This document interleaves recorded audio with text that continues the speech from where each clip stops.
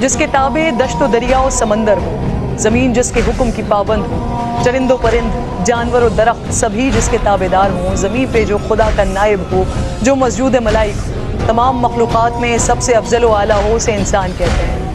یہ کتابوں میں پڑھا، علماء کرام سے سنا، لیکن جس نے صحرا و سمندر پر حکمرانی کر کے دکھائی، جس کے حکم پر لرزتی زمین ٹھہر گئی، سوکھا دریا جس کے خط سے جاری ہو گیا، جس کی چادر سے دہکتی آگ ٹھنڈی ہو گئی، جس کا واسطہ دے کر مجاہدین نے دریائے دجلہ میں گھوڑے دوڑا دیے،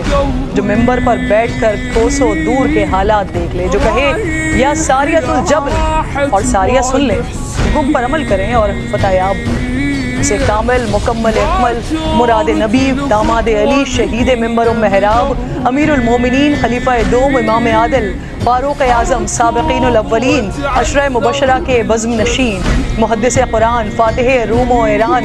حضرت عمر فاروق رضی اللہ تعالیٰ عنہ کہتے ہیں۔ ان کی زندگی ایسی کہ خود